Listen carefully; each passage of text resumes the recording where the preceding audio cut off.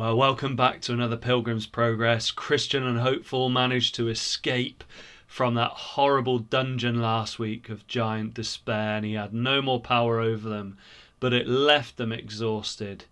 And they carried on really slowly up and down the hills. But then, in the distance, they saw these incredible mountains. And as they arrived, or John Bunyan says they're delectable mountains, delightful mountains, mountains where there was sparkling water, fountains of it, fruit, refreshment, and Christian and Hopeful just loved it. They drank the water a bit like the start of last week. They ate the fruit. They were so refreshed in this place. It was amazing. And they noticed a shepherd up on the hill, and they shouted to him, "Is this the way to the celestial city?" And he said, "Yes, you're right." "How far have we got left to go?" Christian said. "How far is it till the city?" And the shepherd gave a strange answer. "Too far for anyone apart from those who are going to get there." Christian shouted, "Is it safe or dangerous?" And the shepherd gave another strange answer.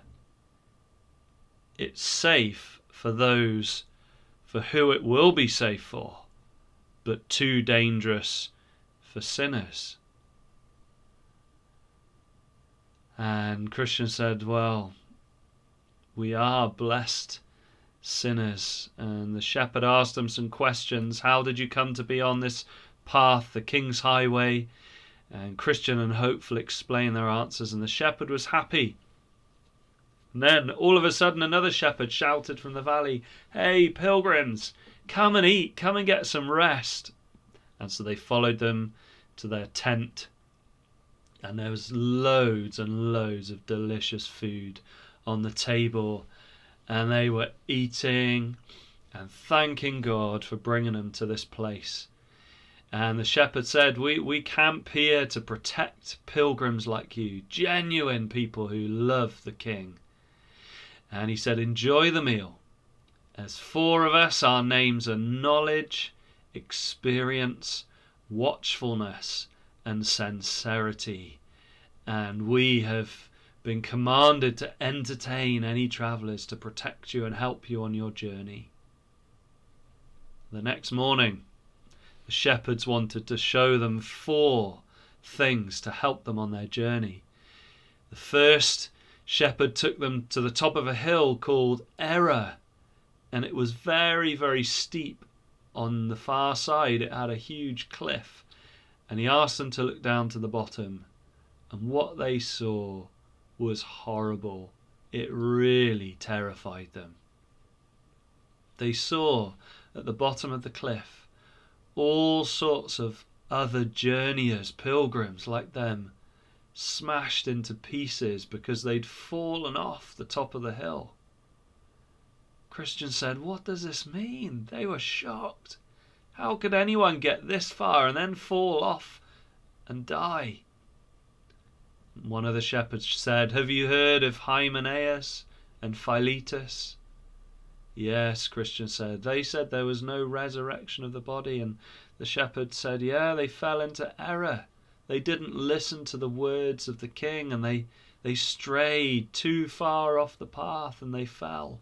We have to leave them there to warn other journeyers like you, other pilgrims like you, so you won't fall into the same mistakes and wrong and error that they did."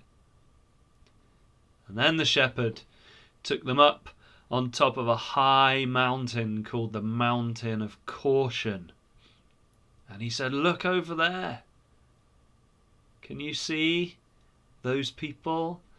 And Christian and Hopeful strained their eyes, and they could see a graveyard with all sorts of gravestones, and there was all these people wandering up and down in the tombs. But they were staggering, they were falling over, they were getting bruised and cut. And Christian said, "What does this mean?" And the shepherd said, Did you see on your journey that meadow leading to Doubting Castle?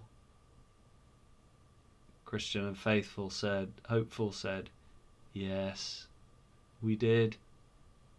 And the shepherd said, these people were on the same journey as you. They were pilgrims until they left the right way and they went into that meadow and they were taken by giant despair. And he cut out their eyes. Cut out their eyes. And now they're all blind and they just wander around. It's a good job you didn't fall into giant despair's hands, isn't it? Christian and Hopeful looked at each other with tears in their eyes, but they said nothing to the shepherd. He said, if that scares you, I need to show you something more terrible. And he led them to another place where there was a door in the side of the hill. And the shepherd opened the door and said, look in. And they heard a rumbling noise like fire. It was loud, but even louder was the cries of people in agony, shouting. They were in so much pain, it was smoky. And Christian said, what does this mean? The shepherd said, this is the byway to hell. And he said, I want you to have a good look in. And they looked in and it was terrifying. It was full of darkness and people were gnashing their teeth. And the shepherd said, this is the way that Esau chose to take. This is the way that the door that Judas passed through. This is the door that Alexander passed through. And Christian didn't really understand. He said, but didn't they all make pilgrimage? Didn't they take the journey as far as us? And the shepherd said, yes, many have got this far, some have got even further. But they weren't real pilgrims. They didn't trust the king of the celestial city.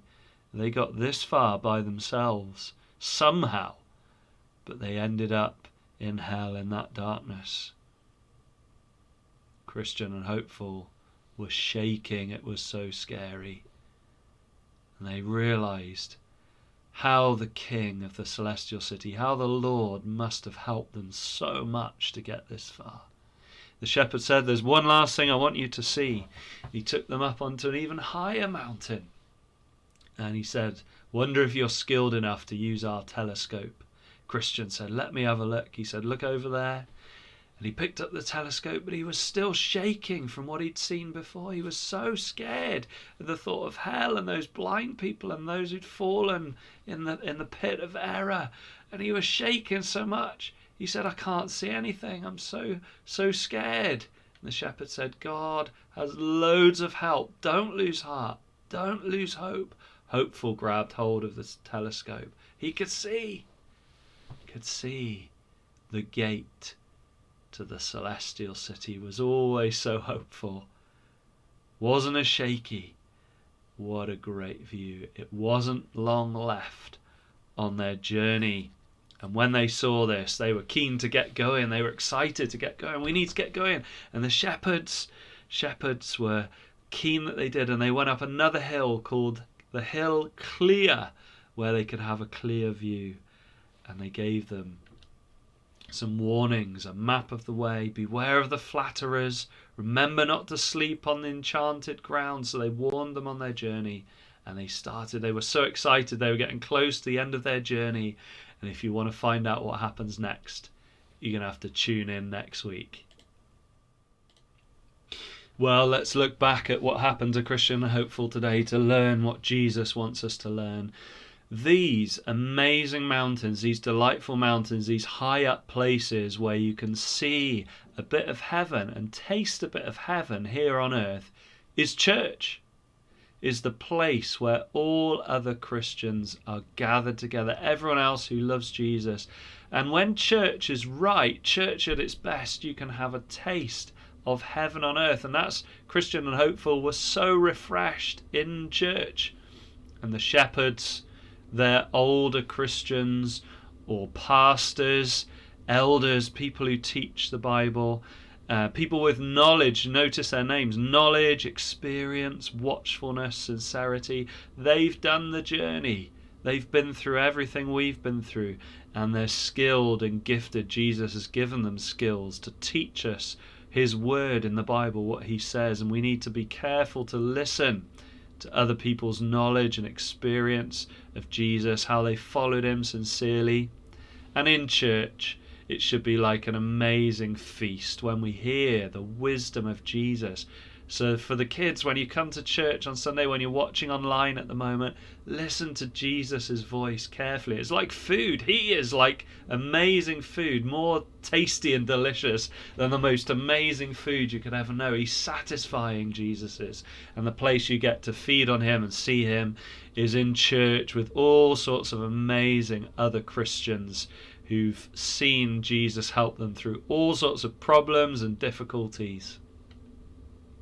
And it's in church where we start to understand, as we listen to Jesus' word, you can start to understand the right way and the wrong way, the truth and the error. Jesus says, remember, I am the way, the truth and the life. So everything that Jesus says is true. And we hear all sorts of other voices that are false or error and wrong. And if we start to follow these, and there's loads of examples in the Bible of error, not believing that Jesus is God, and like Hymenaeus and Philetus, believing that the resurrection has already happened instead of when Jesus returns. And we can start to believe so much error that we fall off and have a great crash. Like, it's so sad, isn't it, to see people then who've gone outside and wandered away from the truth, wandered away from Jesus, and have come down with a great crash, and they've been broken into pieces. Don't be like them. Don't fall into error. Come to Jesus and constantly, all the time, read the truth in the Bible, and it will keep you from falling off cliffs like that. Such another sad sight.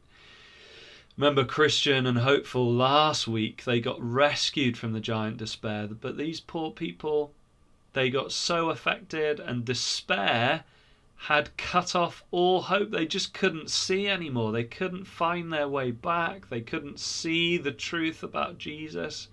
And sadly, you meet some people who are lost in despair. They just can't snap out of it. They can't get out of it. And it's like they're cut off from Jesus because they can't hear his words anymore. They can't see how good he is. We need, like Christian and Hopeful, to pray that Jesus would keep us from being blinded by despair, from being overwhelmed so we just wander in a graveyard and taste death, and it's horrible.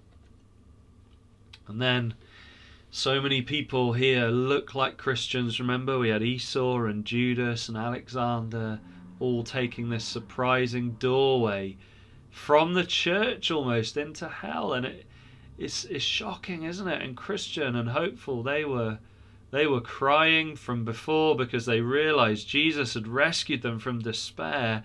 And they were crying tears. They were too ashamed to say to the shepherds, but they'd been rescued, and they were so grateful that Jesus had rescued them from being blinded forever.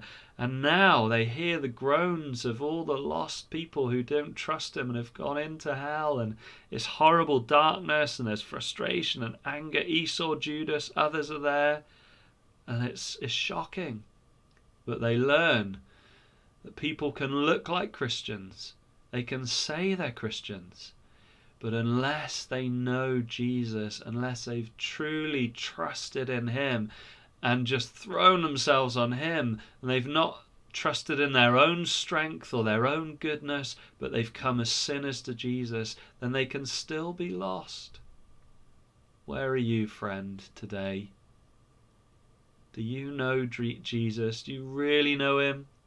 It's not enough just to come and gather with the church. It's not enough to say you believe. It's not enough to go along, look like you go along with Jesus for a while and then love something else. You need to belong to him forever, and he's paid with his own blood to save you. Throw yourself on Jesus today. Join a church family and you can have all this rich food and be kept from error, be kept from lies, be kept from despair, be kept from hell by knowing Jesus. And all those things are scary and worrying, aren't they? Christian couldn't even see heaven. He was so scared by the thought of hell and the thought of falling in there and other things that he's like, I can't hold the telescope still. But the shepherd encourages them. Hopeful sees a glimpse of heaven, and that's church at its best, so you can see a glimpse of heaven. Remember Jesus' words to Peter. Peter was going to deny him. Peter was going to do a terrible sin, and yet Jesus said, don't let your hearts be troubled. Trust in God, trust also in me. In my Father's house there are many mansions, many rooms, and I'm going there to prepare a place for you. If you know Jesus and you're scared of being lost, scared of being overwhelmed by despair, trust in him. Get hold of those words and see that there is heaven for you at the end of the journey, the celestial city, because of Jesus, because of what he's done, not because of how you failed him.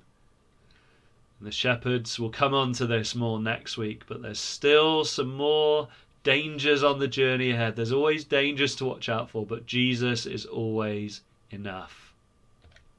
Here's some things you can do. Read Song of Songs 4, 15 and 5. How is the church described there, and how does that help you? How does it make you feel? Read 2 Timothy 2. How did Hymenaeus and Philetus get it so wrong, and how can we avoid error? Psalm 43. Why do we despair like those blind people in the graveyard? How can we avoid being blinded by despair? And then John 14. Who can help our shaky hands when we need to see there's heaven for us, but we can't quite see it?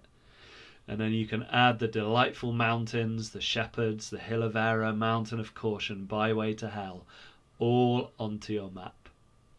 See you next time. God bless.